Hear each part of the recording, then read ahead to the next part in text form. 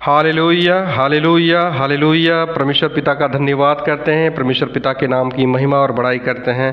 पिता परमेश्वर यीशु मसीह के सुंदर और पवित्र नाम में आप सभी भाई बहनों को जय मसीह की। मेरे प्रिय भाइयों और मेरे बहनों, मैं आपके सामने एक वचन को लेके आया हूं और ये मेरा जो टॉपिक है कि हम खड़ा होकर प्रार्थना क्यों करते हैं, क्या महत्व है इस खड़ा होने का, कि खड़ा होकर हमें आराधना करना चाहिए, स्तुति करना चाहिए और परमेश्वर की महिमा करना चाहिए। आखिर हम चर्च में खड़ा होते हैं, अपने घर में भी खड़ा होकर प्रार्थना करते हैं, तो बाइबल में इसका रहस्य क्या है, क्या हमें दिखाती है बाइबल, इसके बारे में हमें और आपको बिल्कुल जानना ज़रूरी है।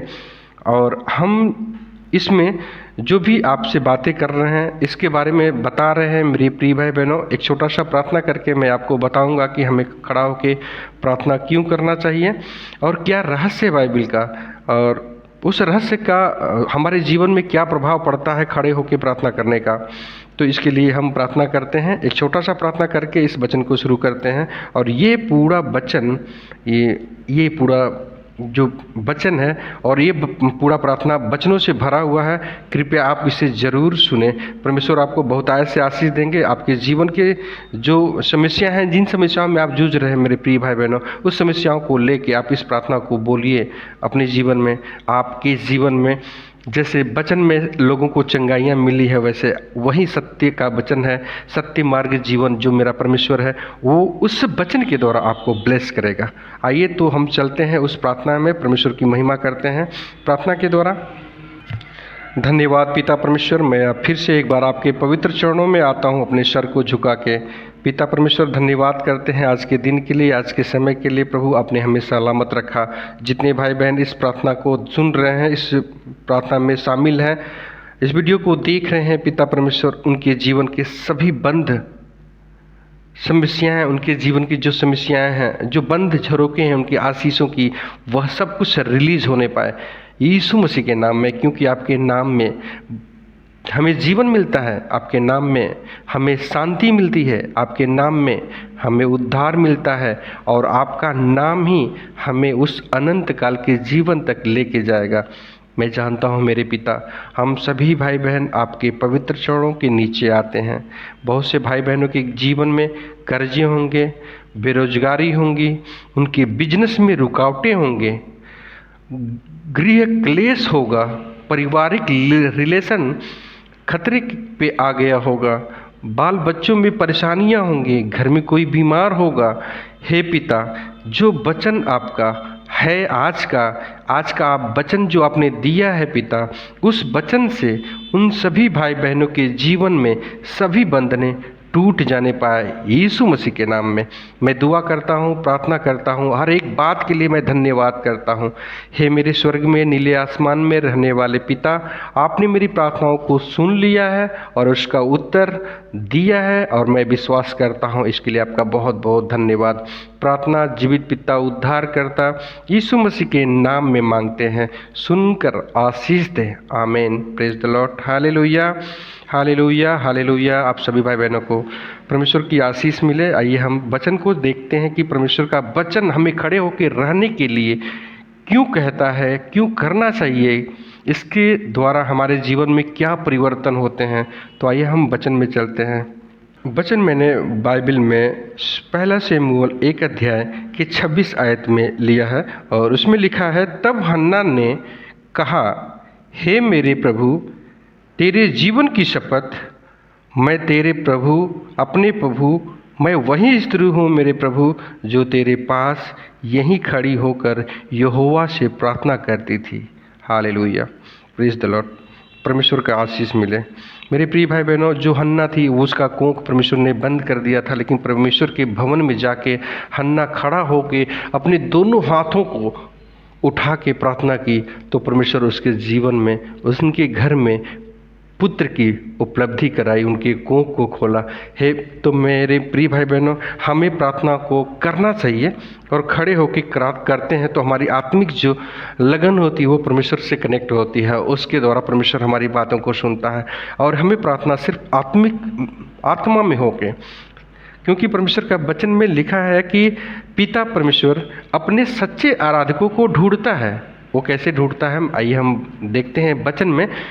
वचन में लिखा है कि पिता परमेश्वर आत्मा और सच्चाई से प्रार्थना करने वाले लोगों को परमेश्वर ढूंढ लेता है। ये परमेश्वर का सत्य वचन है और सत्य वचन है, ये हमारे जीवन को बदलने वाला है। परमेश्वर को हम ढूंढ नहीं सकते मेरे प्रिय भाई बहनों, लेकिन पिता परमेश्वर जो नीले आसमान में रहता है ना, उसको अगर हम आत्मा और सच्चाई से अगर उसको याद करें तो पिता परमेश्वर हमारी बातों को जरूर सुन लेता है। एक और वचन है जो मैं आपके सामने रख रहा हूँ, यूहन्ना रचित सुसमाचार 11 अध्याय का 41 अध्याय। तब आप सुने होंगे बाइबल में कि लाजर मर गया था। मेरे प्रिय भाई बहनों, जो नीले आसमान में रहने वाला मेरा पिता यीशु मसीह जो मेरा परमेश्वर है, वह जब खड़े होकर प्रार्थना करता है तो हमें भी खड़े होकर करना चाहिए।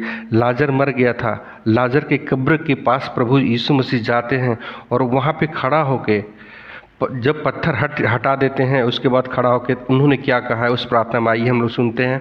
यूहन्ना रचित सुसमाचार 11 अध्याय के 41 आयत में लिखा है, तब उन्होंने उस पत्थर को हटाया। फिर यीशु ने आंखें उठाकर कहा, हे पिता, मैं तेरा धन्यवाद करता हूँ कि तूने मेरी सुन ली है। आमीन, हालेलुया। मेरे पिता परमेश्वर का धन्यवाद करते हैं कि अगर जब भी हम अपने हाथों को उठा के ऊपर प्रार्थना करते हैं तो पिता हमारी प्रार्थनाओं को तुरंत सुनता है और तुरंत आशीष में बदलता है। तो आइए एक वचन और देखते हैं जो परमेश्वर का वचन है। कहता है, भजन संहिता 4 अध्याय के 4 आयत में लिखा है, कांपते रहो और पाप मत करो, अपने अपने बिछौने पर मन ही मन सोचो और चुपचाप रहो। और एक और आयत हम पढ़ते हैं, लूका रचित सुसमाचार का 18 अध्याय का 20 आयत है। फिर मेरे प्रिय भाई बहनों, परमेश्वर का वचन लूका रचित सुसमाचार 18 अध्याय के 10 आयत में लिखा है कि 2 मनुष्य मंदिर में प्रार्थना करने के लिए गए, एक फरीसी था और दूसरा चुंगी लेने वाला।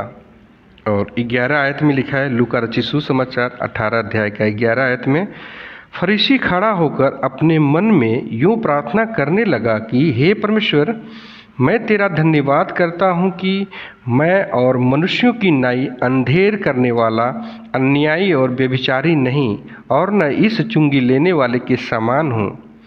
और 12 आयत में लिखा है, मैं सप्ताह में 2 बार उपवास करता हूँ, मैं अपनी सब कमाई का 10वां अंश भी देता हूँ।